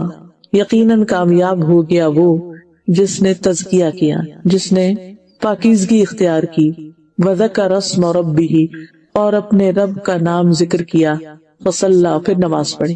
تو 3 کام بتائے گئے. نمبر 1 تزکیہ، نمبر 2 ذکر اور نمبر 3 نماز. یہ 3 چیزیں ہمیں اپنی زندگی میں لازم پکڑ لینی چاہیے اللہ کے ہاں کامیاب ہونے کے لیے. سب سے پہلی چیز جو ہے وہ تزکیہ. عربی زبان میں تزکیہ کہتے ہیں. تزکیہ کے اندر 2 چیزیں، ایک ہے تخلیہ اور ایک ہے تحلیہ. تخلیہ کا مطلب ہوتا ہے کہ کسی چیز کو خالی کرنا، صاف کرنا. جیسے مثال کے طور پر جب آپ اپنے برتن ڈش واشر میں ڈالنے لگتے ہیں تو پہلے کیا کرتے ہیں؟ خالی کرتے ہیں، ان کو رنس کرتے ہیں اور پھر اس کو اندر رکھتے ہیں. تو پھر اس میں آپ سوپ وغیرہ ڈالتے ہیں جو بھی، اور وہ پھر اس کو دھوتا ہے اور وہ چمکا دیتے ہیں، صاف ستھرے ہو جاتے ہیں. تو یہی تزکیہ کا عمل ہے کہ انسان اپنے نفس کا تزکیہ دو طریقوں سے کرے. نمبر ایک کہ اس کے اندر جو بھی کوئی ان فیلنگز ہیں کسی کے لیے، یا شیطانی وسوسے ہیں، یا اللہ کے بارے میں ایمان یا توکل میں کمی ہے، تو ان چیزوں کو باہر نکالے، اس شک کو اور شہوات اور شبہات اور خواہشات کو. اور پھر دوسرا یہ کہ اس کے اندر اپنے دل کو مزین کرے، دل کو خوبصورت بنائے، بیوٹیفائی کرے. اور وہ ہوتا ہے ایمان سے، تقوی سے، اللہ کے توکل سے، اللہ پر توکل کرنے سے. یعنی وہ چیزیں جو اللہ تعالیٰ کو ہم سے چاہیے وہ ہم اپنے دل میں رکھیں، اور اس کی روشنی ایسی ہو کہ کوئی بھی شیطان کا وسوسہ آئے تو وہ اس کو ختم کر کے رکھ دے. تو یہ تزکیہ کا عمل جو ہے یہ انسان زندگی بھر جاری رکھتا ہے. تزکیہ دل کا بھی ہوتا ہے، تزکیہ زبان کا بھی ہوتا ہے کہ زبان سے انسان ایسے الفاظ اور ایسے باتیں کرنا چھوڑ دے کہ جو دوسروں کے لیے تکلیف اور اذیت کا باعث ہو. پھر اسی طرح انسان اپنی ظاہری زندگی میں بھی طہارت کا اہتمام کرے، پاکیزگی کا، اپنے لباس، اپنے جسم، اپنے رہنے سہنے کی جگہ، اپنے ہر چیز کے اندر صفائی ستھرائی کا اہتمام کرے. کیونکہ ان اللہ یحب التوابین ویحب المتطہرین. دوسری چیز یہ ہے وذکر اسم ربہ، اپنے رب کا نام لے، اپنے رب کا ذکر کرے. تو ذکر میں دعا بھی آتی ہے، تسبیح بھی آتی ہے، نماز بھی آتی ہے، قرآن بھی آتا ہے. سب سے پہلی چیز تو دعا ہے. چھوٹی چھوٹی چیز جو ہے اس میں انسان اللہ سبحانہ وتعالیٰ کی طرف رجوع کرے اور اللہ کی طرف راغب ہو اور اس سے دعا کرے کہ یا اللہ تو میرا تزکیہ کر دے، تو مجھے پاک کر دے، تو مجھے اپنے محبوب بندوں میں شامل کر لے. پھر اسی طرح اس میں ذکر اور تزکیہ دونوں میں پھر کیا آتا ہے کہ انسان جو عمل بھی کرے چھپا کے کرے، یعنی ریاکاری سے بچے. امام غزالی کی کتاب احیاء علوم الدین میں وہ فضیل بن ایاز کا ایک کوٹیشن لکھتے ہیں کہ جدید دور کی ریاکاری، یا دیکھیے کہ وہ 1000 سال پہلے کی بات ہے. اس وقت کہتے ہیں جدید دور کی ریاکاری، کہتے ہیں پہلے لوگ تو ان کاموں کو دکھاتے تھے، شو آف کرتے تھے جو انہوں نے کیے ہوتے تھے، اور اب کے دور میں لوگ ان چیزوں کا شو آف کرتے جو انہوں نے کیا نہیں ہوتا. تو انہوں نے کہا اگر آج امام غزالی ہوں تو کیا کہیں کہ تو اس میں آپ دیکھیے کہ یہ چیز تزکیے کے منافی ہے کہ انسان اول تو یہ کہ کچھ کرنے میں سستی کرے، اور اگر تھوڑا بہت کرے تو اس کا اشتہار بہت دے، اور پھر ان چیزوں کو بھی اپنے ذمہ لے لے، اپنے آپ کو کریڈٹ دے ان چیزوں کا جو اس نے سرے سے کیا ہی نہیں. پھر اسی طرح تزکیہ میں فائدہ دیتا ہے موت کو یاد رکھنا. انسان جب اپنے آخری گھر، اپنی منزل، اپنی کل کی زندگی کو دیکھتا ہے تو مسلسل کوشش کرتا ہے. آج کل آپ سب دیکھ رہے ہوں گے ہر طرف سوشل میڈیا کے اوپر جنید جمشید کی لائف کے اوپر چھوٹے چھوٹے ویڈیو کلپس، اس کے بیان، اس کی مختلف چیزیں، اس کی تصویریں، اس کی پہلی تصویریں، اس کے بعد کی تصویریں. تو آج صبح میری بیٹی نے کوسچن مجھے لکھا کہ ماما وائی پیپل لو ہم سو مچ، اور اتنا زیادہ اس کا ہر کوئی رو رہا ہے. پاکستان سے لکھا اس نے مجھے کہ ہر کوئی رو رہا ہے، کیا وجہ؟ میں نے کہا بیٹا دیکھو کہ اس نے دنیا میں انسان جو ڈریم کرتا ہے نا، نیم ہو، فیم ہو، اس کے پاس سب کچھ ہو، اتنا کچھ اس کے پاس تھا، اس نے وہ سب چھوڑ کے اپنی آخرت کے لیے ایک ٹوٹلی اپوزٹ لائف سٹائل اختیار کر لیا. اور اتنا بڑا چینج آسان نہیں ہوتا. آپ دیکھیے ہمیں چھوٹی سی بھی اپنی عادت بدلنی ہو یہ بہت مشکل ہوتا ہے. اور پھر آپ دیکھیے کہ اس کے دن رات اسی میں گزر رہے تھے. آخری اس کا آپ دیکھیں جمعہ کا خطبہ دیکھیں، اس کی نماز دیکھیں، آخری ٹویٹ دیکھیں، آخری بات دیکھیں، یعنی اور پھر کچھ ریسنٹ کلپس میں نے دیکھے موت کا ایک جگہ ذکر کر رہا ہے کوئی. تو میں سوچتی ہوں کہ ایک عام انسان بھی کرتا ہے تو اس کی بات بھی اثر کرتی ہے، مگر ایک ایسا شخص جب کرتا ہے تو پھر اللہ سبحانہ وتعالیٰ جب کسی سے محبت کرتا ہے تو جبریل کو فرماتے ہیں کہ میں اس بندے سے محبت کرتا ہوں، تم بھی محبت کرو. تو بہرحال انسان تزکیہ تبھی کر سکتا ہے جب وہ موت کو یاد رکھتا ہے. میرے پاس جو کچھ بھی وہ سبھی چھوڑ جانا ہے نا، تو کیوں نہ انسان اپنے ہاتھ سے دے، کیوں نہ انسان ایسی چیزوں کو چھوڑ دے جو اس کی آخرت کے لیے نقصان دہ ہے. تو جتنا زیادہ آخرت کا یقین ہوتا ہے اتنا ہی تزکیہ کا عمل تیز ہو جاتا ہے. پھر اسی طرح جتنی زیادہ اللہ تعالیٰ سے محبت ہوتی ہے، معرفت ہوتی ہے، اتنا ہی تزکیہ زیادہ ہوتا جاتا ہے. تو اللہ کے نام کا ورد جو ہے وہ بھی تزکیہ میں مدد دیتا ہے. پھر اچھے دوستوں کی صحبت، اچھی کمپنی، جس میں انسان نہ غیبت کرے نہ کرے. ایک اور چیز اس کے بارے میں جنید جمشید کے بارے میں آپ نے سنی ہوگی کہ اتنے اچھے اخلاق کا تھا کہ کبھی کسی محفل میں بیٹھ کے کسی کی غیبت وغیرہ نہیں کرتا تھا، نہ کسی کی برائی نہ کچھ، نہ بلا وجہ کسی کو کریٹیسائز کرنا. ہم دیکھو بہت سے بعض اوقات ریلیجیس اسکالرز بھی اس میں آ جاتے ہیں کہ کبھی کسی کے اوپر تنقید شروع کر دی، کبھی کسی پہ، لیکن ہمیشہ ہر ایک کی تعریف اور ہر ایک کے بارے میں اچھے. میں کہتی ہوں انسان کا کیا جاتا ہے اگر وہ کسی پہ تنقید کرنے کے بجائے اس کی تعریف شروع کر دے. اور جب آپ ایسا شروع کر دیتے تو آپ کا اپنا ہی دل خوش ہو جاتا ہے، کیونکہ آپ کو پھر خوبیاں نظر آنا شروع ہو جاتی ہیں. تو اچھے دوستوں کی کمپنی، اچھے لوگوں کے ساتھ اٹھنا بیٹھنا کہ جو لوگوں کی غیبت نہ کریں، برائی نہ کریں، ان پہ تنقید نہ کریں، یہ انسان کے ایمان کو بھی بڑھاتا ہے اور انسان کا تزکیہ بھی کرتا ہے. پھر اسی طرح انسان اپنے دوست کے دین پر ہوتا ہے، انسان اپنے دوست کے دین پر ہوتا ہے. تو ہر شخص کو یہ دیکھنا چاہیے کہ اس کی دوستی کن لوگوں سے ہے، وہ اس کو کس طرف لے کر جا رہے ہیں. اور نیک صالح ساتھی جو ہے اس کی مثال کستوری والے کی طرح ہے جو مسک بیچتا ہے، اگر وہ تمہیں نہ بھی دے تو اس کی خوشبو تو تمہیں ضرور ہی ملے گی. پھر اسی طرح قرآن سے گہرا تعلق، یہ بھی انسان کا تزکیہ کرتا ہے، کیونکہ قرآن انسان کے لیے شفا بھی ہے اور اس کے لیے پاکیزگی کا ذریعہ بھی ہے. پھر شعور کے ساتھ نماز پڑھنا، نمازوں میں اللہ کو یاد کرنا، اللہ کا ذکر کرنا، اور ذکر اسم ربہ فصلی. تو دعا، تسبیح، نماز، قرآن کی تلاوت، یہ سب کیا ہیں؟ ذکر ہی کی قسم ہے، اور یہ سب تزکیہ میں مدد دیتے ہیں. فصلی، پھر خاص طور پر نماز، کیونکہ نماز جو ہے وہ انسان کے گناہوں کو معاف کرنے کا ذریعہ ہے، انسان کے اللہ سے ملاقات ہے. بیسیکلی نماز میں انسان اللہ سبحانہ وتعالیٰ کے سامنے ہوتا ہے. خالد بن معدان کہتے ہیں کہ اللہ تعالیٰ کا فرمان ہے، بے شک میرے محبوب بندے وہ ہیں جو مجھ سے محبت کرتے ہیں. یعنی اللہ کے پیارے کون ہیں؟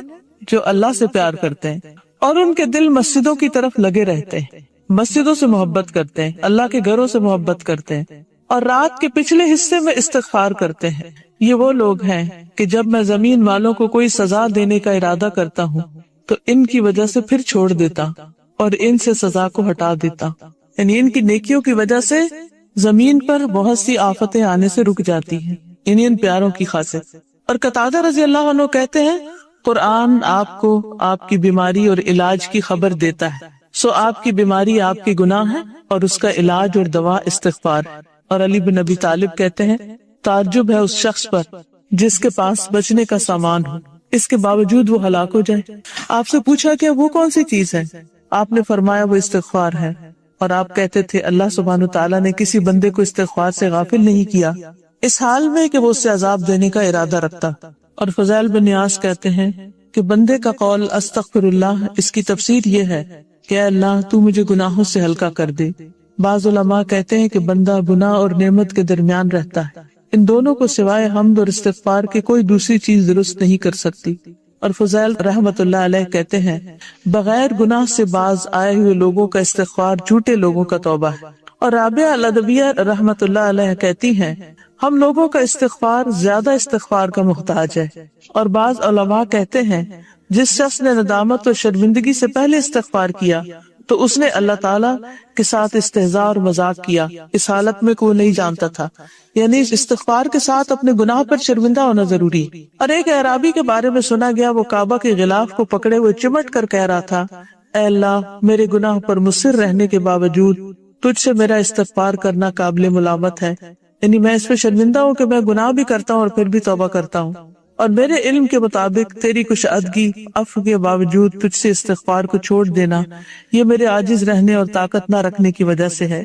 کتنی نعمتیں تجھ سے بے نیازی کے باوجود مجھے محبوب ہیں، اور میں اپنی فقیری اور محتاجی کے باوجود گناہوں کے ذریعے سے تجھے غصہ دلاتا ہوں. اے وہ ذات جو وعدہ کرتا ہے تو پورا کرتا ہے اور جب دھمکی دیتا ہے تو معاف کر دیتا ہے. اے ارحم الراحمین، میرے عظیم جرم کو اپنے عظیم عفو و معافی میں ڈال دے. اور ابو عبداللہ البراق کہتے ہیں کہ اگر آپ کے اوپر پانی کے قطرے اور سمندر کی جھاگ کے مثل گناہ ہوں اور آپ اپنے رب کو اخلاص کے ساتھ اس دعا سے پکاریں تو انشاءاللہ ضرور آپ کے گناہ مٹا دیے جائیں گے. اور وہ دعا ہے، اللہم انی استغفرک من کل ذنب تبت الیک منہ ثم عدت فیہ واستغفرک من کل ما وعدتک بہ من نفسی ولم اوف لک بہ وَأَسْتَغْفِرُكَ مِنْ كُلِّ عَمَلٍ أَرَدْتُ بِهِ وَجْهَكَ فَخَالَتَهُ غَيْرُكَ وَأَسْتَغْفِرُكَ مِنْ كُلِّ نِعْمَةٍ أَنْعَمْتَ بِهَا عَلَيَّ فاستعنت بها على معصيتك واستغفرك يا عالم الغيب والشهادة من كل ذنب أتيته في ضياء النهار وسواد الليل في ملأ أو خلاء وسر وعلانية یا حلیم۔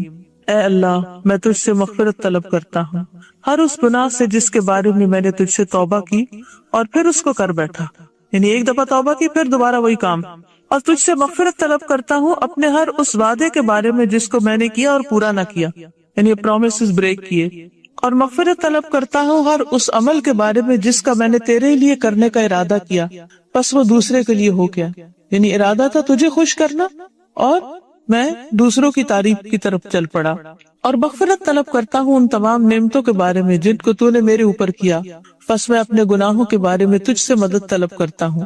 اے پوشیدہ اور ظاہر کے جاننے والے، میں اپنے ان تمام گناہ کے بارے میں تجھ سے بخشش طلب کرتا ہوں جن کو میں نے دن کی سفیدی، رات کی تاریکی اور تنہائی اور کھلی جگہ میں پوشیدہ ہو کر اور ظاہر ہو کر کیے، یعنی کہیں پر بھی کیے، ان سارے گناہوں کی معافی چاہتا ہوں تجھ سے۔ کہا جاتا ہے کہ یہ آدم علیہ السلام کا استغفار ہے، اور ایک قول یہ ہے کہ یہ خضر علیہ السلام کا استغفار ہے۔ لوگوں، تم لوگ استغفار کو لازم پکڑو اور گناہوں سے معصوم نبی محمد صلی اللہ علیہ وسلم کے استغفار سے عبرت حاصل کرو، اس لیے کہ بندہ گناہوں اور عیوب سے کبھی بھی خالی نہیں ہوتا۔ تم استغفار کو لازم پکڑو اس لیے کہ یہ بلاؤں اور مصیبتوں سے روکنے کا مضبوط قلعہ ہے۔ جب تم کوئی گناہ کر لو تو استغفار کرو، کیونکہ یہ ایسی غلطیاں اور گناہ ہیں کہ تمہاری پیدائش سے پہلے گردنوں میں توق پہنا دیے گئے ہیں، اور اگر تم اس پر مصر رہو گے تو ہر طرح کی ہلاکت اور بربادی تمہارے سامنے آئے گی۔ مجھے تعجب ہے ایسے شخص پر جو اللہ کی رحمت سے مایوس ہے، حالانکہ اس کے ساتھ دفاع کا ہتھیار موجود ہے، یعنی استغفار۔ یعنی استغفار ہوتے ہوئے کبھی بھی اللہ کی رحمت سے مایوس نہیں ہونا چاہیے۔ تم استغفار میں سستی کرنے سے بچو، اور اگر تم نے گناہ کے عہد و پیمان کو مقدم کیا تو یقینی طور پر تم گناہ کر بیٹھو گے اور اللہ کی مغفرت اور بخشش میں شک کرو گے۔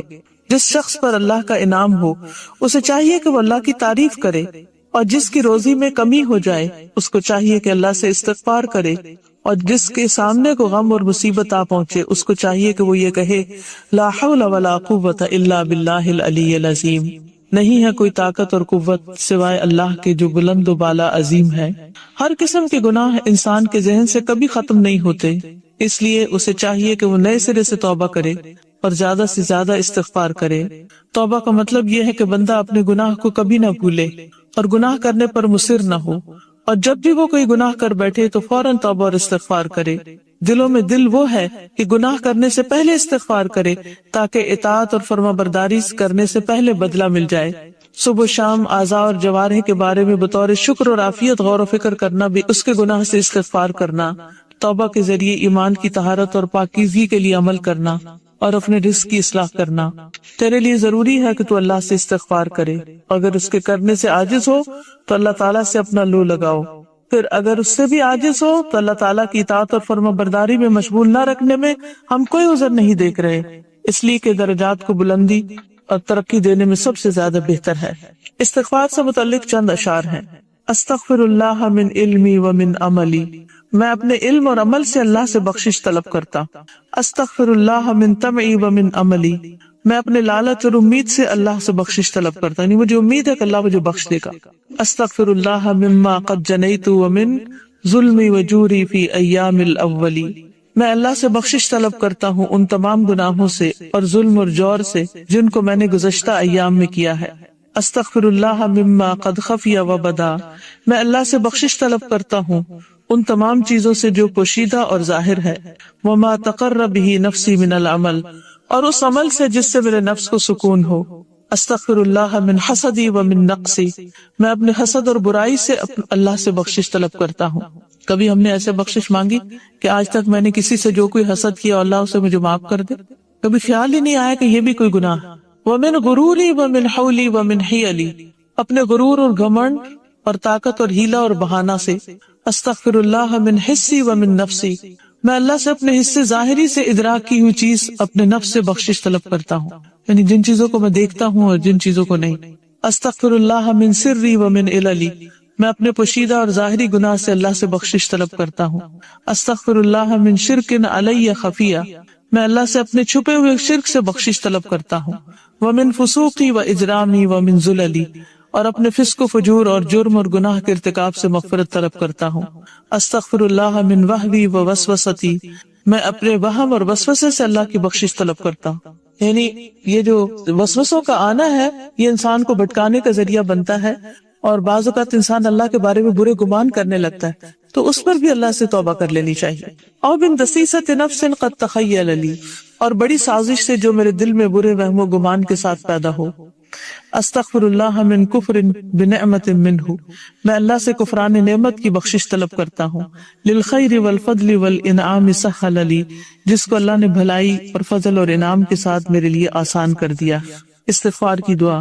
اے اللہ، میں اپنے ان تمام گناہوں سے تجھ سے بخشش طلب کرتا ہوں جن سے میں نے توبہ کی پھر اسے کر بیٹھا، اور تجھ سے بخشش طلب کرتا ہوں اپنے اس وعدے کے بارے میں جو میں نے تجھ سے کیا اور اس کی خلاف ورزی کی، اور بخشش طلب کرتا ہوں اس کے بارے میں جسے میں نے تیرے لیے کرنے کا ارادہ کیا لیکن میں نے تیرے سوا کسی کے لیے آمیزش کر دی، اور بخشش طلب کرتا ہوں ان تمام نعمتوں کے بارے میں جن کو تو نے مجھے عطا کیا بس گناہ کر کے میں بیکاری ہو گیا.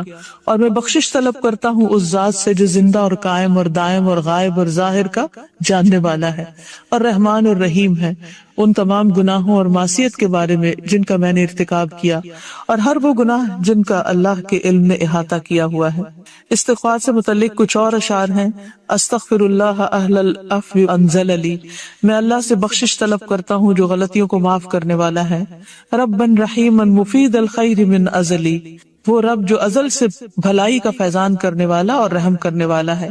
استغفر اللہ من ایذاء الخلائق من الانس والجن والاملاک والصغل، میں اللہ کی مخلوق کی اظہار ازانی سے بخشش طلب کرتا ہوں، چاہے وہ انسان ہو یا جنات یا کوئی ملکیت یا چھوٹے جسم والا جانور. استغفر اللہ من اتیان الشبہات، میں شک و شبہ کے آنے یا کھانے رزق میں، او الحرام او المکروہ فی الاکل، مکروہ اور حرام سے اللہ کی بخشش طلب کرتا ہوں.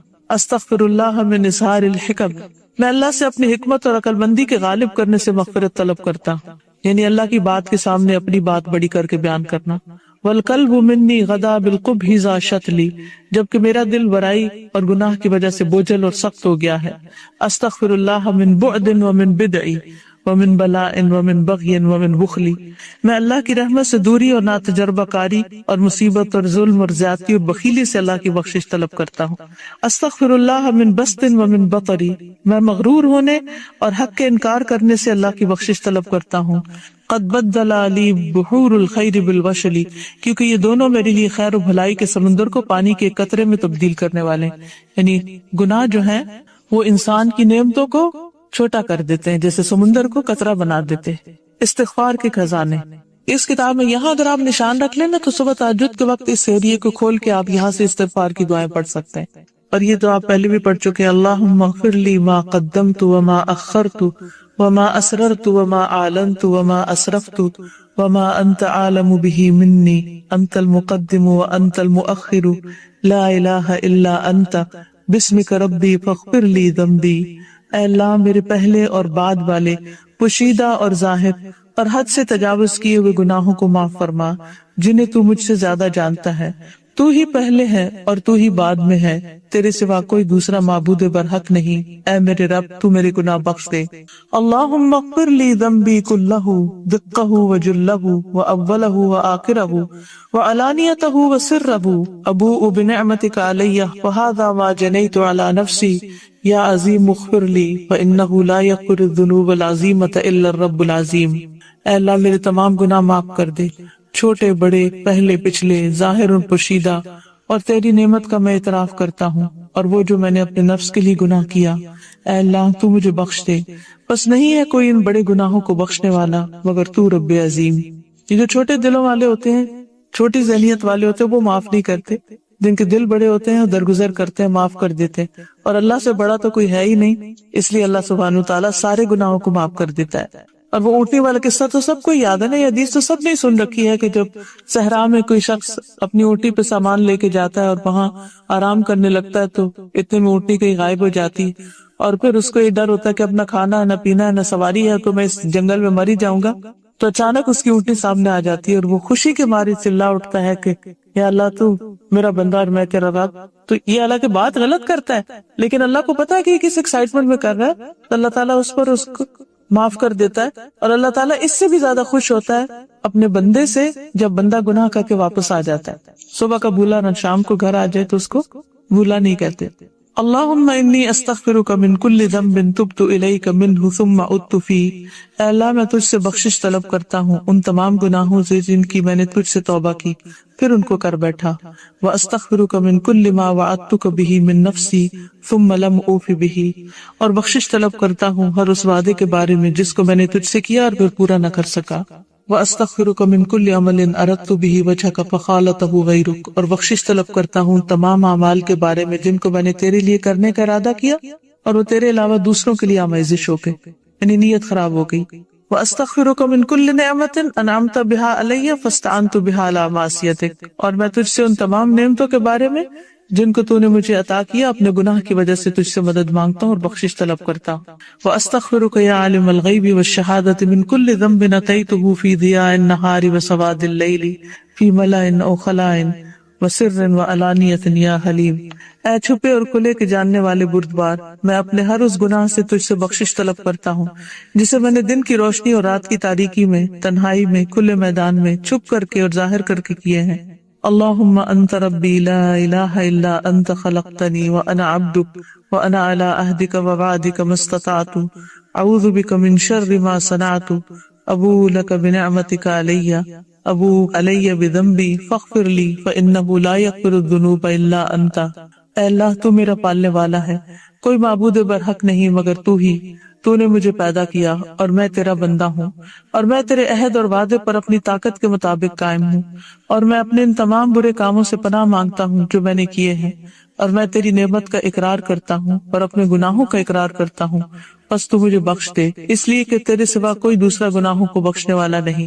استغفر اللہ العظیم الذی لا الہ الا هو الحی القیوم لا تأخذہ سنۃ ولا نوم فاتوب الیہ. میں اللہ عظیم سے بخشش طلب کرتا ہوں جس کے سوا کوئی معبود برحق نہیں، وہ زندہ رہنے اور سب کو تھامنے والا ہے، جسے نہ اونگ آئے اور نہ نیند، میں اسی سے توبہ کرتا ہوں. اللہم مغفرتک اوسع من ذنوبی ورحمتک ارجع عندی من عملی. اے اللہ تیری مغفرت میرے گناہوں سے کہیں زیادہ وسیع ہے اور تیری رحمت میرے نزدیک میرے عمل سے کہیں زیادہ امید والی. گناہوں کو مٹانے والے اعمال. نمبر 1، آذان سنتے وقت اللہ کا ذکر کرنا. اب یہ سارے کام وہ ہیں جس سے گناہ مٹتے ہیں. ہم نے پیچھے پڑھا نا کہ کچھ باتیں زبان سے ہم استغفار کی کرتے ہیں اور کچھ عمل ایسے کرتے ہیں جس سے گناہ معاف ہوتے ہیں. آذان سنتے وقت اللہ کا ذکر کرنا. سیدنا سعید ابن ابی وقاص رسول اللہ صلی اللہ علیہ وسلم سے بیان کرتے ہیں کہ آپ نے فرمایا، جو شخص مؤذن کے کلمات سن کر کہے اشہد ان لا الہ الا اللہ وحدہ لا شریک لہ وان محمدا عبدہ ورسولہ رضیت باللہ ربا وبالاسلام دینا وبمحمد رسولا. میں گواہی دیتا ہوں کہ اللہ کے سوا کوئی معبود حقیقی نہیں، وہ اکیلا ہے اور اس کا کوئی شریک نہیں، اور یہ کہ محمد صلی اللہ علیہ وسلم اس کے بندے اور رسول ہیں. میں راضی ہو گیا اللہ کے رب ہونے پر اور محمد صلی اللہ علیہ وسلم کے رسول تسلیم کرنے پر اور اسلام کو دین اختیار کرنے پر، تو اس کے گناہ بخش دیے جاتے ہیں. ایک تو ہم یہ دعا پڑھتے ہیں نا، اللہم رب هذه الدعوة التامة والصلاة القائمة آت محمد الوسیلۃ والفضیلۃ وبعثہ مقاما محمودا الذی وعدتہ. اور ایک یہ دعا پڑھنی چاہیے، یاد رہے گی، اشہد ان لا الہ الا اللہ وحدہ لا شریک لہ وان محمدا عبدہ ورسولہ رضیت باللہ ربا وبالاسلام دینا وبمحمد رسولا. نمبر 2، وضو. سیدنا عثمان بن عفان بیان کرتے ہیں کہ رسول اللہ صلی اللہ علیہ وسلم نے فرمایا، من توضأ فاحسن الوضوء خرجت خطاياه من جسده حتى تخرج من تحت اظافره. جو شخص وضو کرے اور اچھے طریقے سے وضو کرے تو اس کے گناہ اس کے جسم سے نکل جاتے ہیں یہاں تک کہ اس کے ناخنوں کے نیچے سے بھی خارج ہو جاتے ہیں. نماز. سیدنا ابو ہریرہ بیان کرتے ہیں کہ انہوں نے رسول اللہ صلی اللہ علیہ وسلم کو فرماتے ہوئے سنا، بتاؤ اگر تم میں سے کسی کے دروازے پر نہر بہ رہی ہو اور اس میں وہ روزانہ 5 مرتبہ غسل کرے تو کیا اس کے جسم پر کچھ میل کچیل باقی رہ جائے گا؟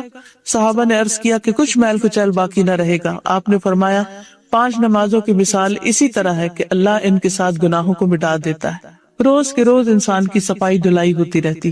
سیدنا ابو ہریرہ بیان کرتے ہیں کہ رسول اللہ صلی اللہ علیہ وسلم نے فرمایا، آدمی کا با جماعت نماز ادا کرنا اس کے گھر اور بازار کی نماز سے 25 گنا زیادہ ہے. یہ اس لیے کہ جب اس نے اچھی طرح وضو کیا پھر مسجد کی طرف نکلا صرف نماز کے لیے تو وہ کوئی قدم نہیں رکھتا مگر اس کی وجہ سے اس کا ایک درجہ بلند ہوتا ہے اور اس کی وجہ سے اس کی غلطی معاف ہوتی ہے۔ پھر جب نماز پڑھتا ہے تو فرشتے اس کے لیے مغفرت کی دعا کرتے رہتے ہیں جب تک کہ وہ اپنے جائے نماز پر رہتا ہے اور بے وضو نہیں ہوتا۔ فرشتے کہتے ہیں اے اللہ اس پر رحمت فرما، اے اللہ اس پر مہربانی کر، اور وہ برابر نماز ہی میں رہتا ہے جب تک کہ وہ نماز کا انتظار کرتا رہتا ہے، یعنی اذان ہوتے ہی نیت کر لینی چاہیے کہ بس اب نماز پڑھنی۔ سیدنا ابو ہریرہ بیان کرتے کہ رسول اللہ صلی اللہ علیہ وسلم فرماتے تھے الصلوات الخمس والجمعۃ الی الجمعۃ ورمضان الی رمضان مکفرات لما بینہن اذا اجتنب الکبائر۔ پانچوں نمازیں اور جمعہ سے آئندہ جمعہ تک اور رمضان سے آئندہ رمضان تک ان کے درمیان کے لیے کفارہ ہیں جب تک کہ گناہ کبیرہ کا ارتکاب نہ کیا جائے۔ تہجد اور استغفار۔ سیدنا حذیفہ بیان کرتے کہ رسول اللہ صلی اللہ علیہ وسلم نے فرمایا میرا رب العالمین ہر رات دنیا سے قریب آسمان پر اترتا ہے، جب تہائی رات کا آخری حصہ باقی رہتا ہے تو کہتا ہے کون ہے جو مجھے پکارے اور میں اس کی پکار قبول کر لوں، کون ہے جو مجھ سے سوال کرے اور میں اسے دوں، کون ہے جو مجھ سے مغفرت طلب کرے اور میں اسے بخش دوں۔ کتنا خوبصورت وقت ہے، کتنا خوبصورت منظر کہ انسان اس وقت اٹھے جب اللہ تعالیٰ بندے کو خود پکارا کہ آؤ گا تجھے بخش دوں۔ تو سب سے بہترین وقت ہے استغفار کا وہ، اور جنت میں جانے والوں کی خوبی ہے کہ اس وقت اپنے گناہوں کی معافی مانگتے ہیں۔ صدقہ۔ سیدنا حذیفہ بیان کرتے کہ رسول اللہ صلی اللہ علیہ وسلم نے فرمایا آدمی کو جو فتنہ اس کے بال بچوں اور مال و دوست اور ہمسائے کی وجہ سے ہوتا ہے اور نماز روزہ اور صدقہ اس کا کفارہ بنتے ہیں۔ جمعہ کے دن کے آداب۔ سیدنا سلمان فارسی بیان کرتے کہ نبی صلی اللہ علیہ وسلم نے فرمایا جو شخص جمعہ کے دن غسل کرتا ہے اور استطاعت کے مطابق پاکیزگی اختیار کرتا ہے، تیل لگاتا ہے یا اپنے گھر کی خوشبو لگاتا ہے، پھر جمعہ کی نماز کے لیے نکلتا ہے اور دو آدمیوں کے درمیان تفریق ڈال کر نہیں بیٹھتا، پھر سنتیں پڑھتا ہے جو اس کے مقدر میں ہے، پھر جب امام خطبہ دیتا ہے تو خاموش رہتا ہے، تو اس کے اس جمعہ اور دوسرے جمعہ کے درمیان کے صغیرہ گناہ معاف کر دیے جاتے ہیں۔ رمضان کے روزے۔ سیدنا ابو ہریرہ بیان کرتے ہیں کہ آپ صلی اللہ علیہ وسلم نے فرمایا جو شخص ایمان اور طلب ثواب کے لیے رمضان کے روزے رکھے تو اس کے پہلے کے گناہ معاف ہو جاتے ہیں۔ تراویح کی نماز۔ سیدنا ابو ہریرہ بیان کرتے ہیں کہ رسول اللہ صلی اللہ علیہ وسلم نے فرمایا جو شخص رمضان کا قیام ایمان اور طلب ثواب کے لیے کرتا ہے تو اس کے پہلے کے تمام گناہ معاف کر دیے جاتے ہیں۔ شب قدر کی راتوں کا قیام۔ جو شخص شب قدر کا قیام ایمان اور طلب ثواب کے لیے کرے تو اس کے پہلے کے گناہ معاف کر دیے جاتے ہیں۔ عاشورہ کے روزے۔ سیدنا ابو قتادہ بیان کرتے ہیں کہ ایک آدمی نے رسول اللہ صلی اللہ علیہ وسلم سے عاشورہ کے روزے کے بارے میں سوال کیا تو آپ نے فرمایا میں اللہ تعالیٰ سے اچھا گمان کرتا ہوں کہ گزشتہ سال کے گناہوں کا کفارہ بنتا ہے، اور اب آ رہے ہیں اس میں انشاءاللہ تعالیٰ جلد ہی ذوالحج کے روزے۔ ذوالحج کا پہلا عشرہ جو ہے اس میں جو عمل کیا جاتا ہے وہ سارے سال کے اعمال سے افضل، تو اس لیے ان دنوں میں صدقہ خیرات بھی کریں اور روزے بھی رکھیں اور ایکسٹرا نوافل بھی پڑھیں اور ذکر اذکار بھی کریں۔ وہ عبادت کے دن ہیں جو ہم اکثر غفلت میں گنوا دیتے ہیں، اور خاص طور پر 9 ذی الحج کا روزہ جو حج پہ نہ جا رہے ہوں وہ 2 سال کے گناہوں کا کفارہ بنتا ہے، اور پھر محرم آئے گا تو عاشورہ کا روزہ 1 سال کے گناہوں کا کفارہ۔ وہ کہتے ہیں کہ میں اللہ تعالیٰ سے اچھا گمان کرتا ہوں کہ گزشتہ سال کے گناہوں کا کفارہ بنتا ہے۔ عمرہ۔ سیدنا ابو ہریرہ بیان کرتے کہ رسول اللہ صلی اللہ علیہ وسلم نے فرمایا ایک عمرہ کرنا دوسرے عمرے تک کے درمیان کے گناہوں کا کفارہ ہوتا ہے، اور حج مبرور کا بدلہ جنت کے علاوہ اور کچھ نہیں۔ اور حج مبرور کیا ہے؟ حدیث میں آتا ہے وہ حج جس میں کھانا کھلایا جائے اور سلام کیا جائے، وہ حج مبرور ہو، یعنی کسی کو تکلیف نہ دی جائے بلکہ فائدہ پہنچایا جائے۔ مثلا آپ کے اور ساتھی ہیں تو ان کے کھانے کا خیال رکھنا یا سب کو سلام کرنا، کیونکہ حج میں بہت سارے لوگ ملتے ہیں، ان کو بھی انسان سلام کرے، جن کو جانتا ہے ان کو بھی کرے جن کو نہیں جانتا، تاکہ آپس میں محبت پیدا ہو۔ دیکھیے حج میں نا بہت بڑی کوئی عبادات نہیں ہے، جیسے رمضان آتا ہے تو روزہ بھی رکھنا ہوتا ہے اور رات کی تراویح بھی کرنی ہوتی ہے، تو ایک عبادت کا موسم ہوتا ہے۔ لیکن حج میں آپ نے دیکھا ہوگا کہ کچھ ریچولز ہیں اور باقی وقت میں فراغت بھی کافی ہوتی ہے، تو یہ پیشنس، صبر اور تکلیفیں سہنے کا وقت ہے، اور تکلیفیں سہ کے بھی لوگوں کو کھانا کھلانا اور پھر ان کو سلام دعا کرنا یہ اصل نیکی کا کام ہے۔ تو اس لیے حج کے دوران ان امور کا انسان زیادہ سے زیادہ خیال رکھے۔ تسبیح۔ جو شخص سبحان اللہ و بحمدہ سبحان اللہ العظیم 100 مرتبہ کہے تو اس کے گزرے ہوئے گناہ معاف کر دیے جاتے ہیں۔ اللہ کے فضل اور انعام کا اعتراف کرنا جو شخص کوئی کپڑا پہنے یا کھانا کھائے پھر یہ کہے الحمدللہ الذی رزقنی واطعمنی بلا حول منی ولا قوہ، سب تعریف اللہ کے لیے جس نے مجھے روزی دی اور کھانا دیا بغیر میری قوت اور طاقت کے۔ یا جو شخص کپڑا پہنے اور کہے الحمدللہ الذی سترنی ووارى عورتی بلا حول منی ولا قوہ، تو اس کے گزرے ہوئے گناہ بخش دیے جاتے۔ یعنی یہ چھوٹی چھوٹی دعائیں بھی انسان جو پڑھتا ہے کھانا کھا کے کپڑا پہن کے، یہ بھی بخشش کا ذریعہ بنتی ہے، تو عام طور پر ہم اس سے غفلت برت جاتے ہیں۔ سب تعریف اللہ کے لیے ہے جس نے بغیر طاقت اور قوت کے میری شرمگاہ کو ڈھانپا اور چھپایا۔ حج۔ سیدنا ابو ہریرہ بیان کرتے ہیں کہ رسول اللہ صلی اللہ علیہ وسلم نے فرمایا کہ جس نے اس گھر کا حج کیا اور بےہودہ باتیں نہیں کی اور فسق و فجور نہیں کیا تو وہ اپنے گناہوں سے اس طرح واپس لوٹے گا جیسے آج ہی اس کی ماں نے اس کو جنا ہو۔ عرفہ میں وقوف کرنا۔ سیدہ عائشہ رضی اللہ تعالیٰ عنہ بیان کرتی ہیں کہ رسول اللہ صلی اللہ علیہ وسلم نے فرمایا اتنے آدمی کسی دن اللہ تعالیٰ جہنم سے آزاد نہیں کرتا جتنے عرفہ کے دن کرتا ہے، اور پروردگار آج کے دن نزدیک ہو جاتا ہے، جیسے رات کے پچھلے پر نزدیک ہوتا ہے نا، اسی طرح عرفہ کے دن نیچے والے آسمان پہ اللہ تعالیٰ تشریف لاتے ہیں، پھر اپنے بندوں کی وجہ سے اپنے فرشتوں پر فخر کرتا ہے اور فرماتا ہے یہ لوگ کیا چاہتے ہیں؟ فرشتے بتاتے ہیں کہ یہ آپ کی بخشش چاہتے ہیں، تو اللہ تعالیٰ فرماتے ہیں گواہ رہو میں نے ان کو بخش دیا۔ جو شخص حج میں نہ ہو اس کے لیے عرفہ کے دن کا روزہ رکھنا۔ سیدنا ابو قتادہ سے عرفہ کے دن کے روزے کے بارے میں سوال کیا گیا تو آپ نے فرمایا گزشتہ اور آئندہ سال کے گناہوں کا کفارہ بنتا ہے، اور ایک دوسری روایت میں ہے عرفہ کے دن کے روزے کے بارے میں اللہ سے میرا گمان یہ ہے کہ ایک سال اور بعد کے گناہ کا کفارہ ہوتا ہے۔ بخار کے وقت استغفار کے لمحات۔ سیدنا جابر بن عبداللہ رضی اللہ عنہ بیان کرتے ہیں کہ رسول اللہ صلی اللہ علیہ وسلم ایک دن ام صائب یا ام مسیب کے پاس آئے اور کہا مالک یا ام الصائب او یا ام الصائب تزفزفین، اے ام صائب یا ام مسیب تمہیں کیا ہو گیا؟ سائے سائے کی آواز نکال رہی، یعنی ہائے ہائے کر رہی۔